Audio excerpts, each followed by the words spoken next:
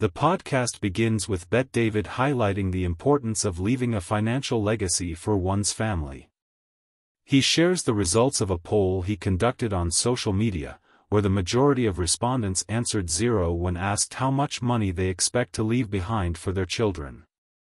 Bet David finds this concerning and stresses the importance of life insurance as a way to provide financial security for one's family, especially in the event of unexpected death.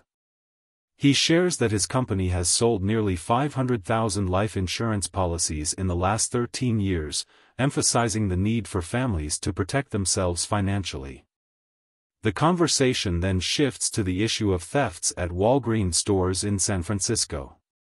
Bet David discusses a CNN journalist's report on the high rate of thefts at a Walgreens store in the Richmond neighborhood of San Francisco. The store experiences over a dozen thefts a day, leading employees to use chains to secure certain sections of the store. However, due to negative messaging, the chains were later removed. Bet David highlights the impact of theft on businesses and the community, and the need for stronger measures to combat this issue. The podcast then delves into the challenges faced by parents in California regarding the LGBTQ curriculum in schools.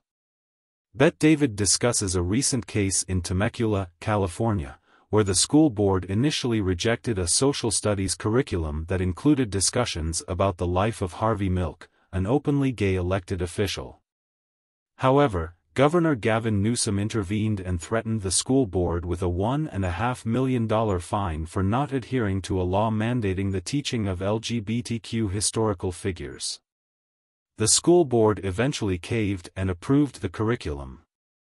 Bet David emphasizes the need for parents to unite and fight against these mandates, suggesting that a national strike or homeschooling could be effective ways to protect children from what they view as inappropriate content.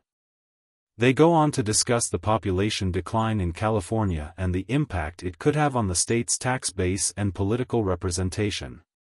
Bet David encourages parents in California to come together and fight for their children's education and future. He suggests that by unifying, simplifying their message, and multiplying their efforts, parents can make a significant impact and force policymakers to listen. The discussion continues with a mention of the Citizens United case, a Supreme Court decision in 2010 that had a significant impact on campaign finance.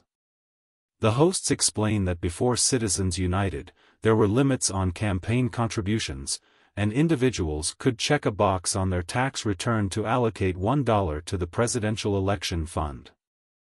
However, the decision by the Supreme Court, led by Chief Justice John Roberts, essentially removed these limits and allowed corporations and special interest groups to contribute unlimited amounts of money to political campaigns. The hosts argue that this decision has resulted in special interests and corporations having a disproportionate influence on the political process.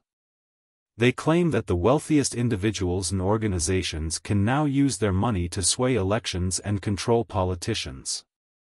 They criticize the logic of the Supreme Court, which used the freedom of speech clause of the First Amendment to justify the decision, arguing that money should not be equated with speech.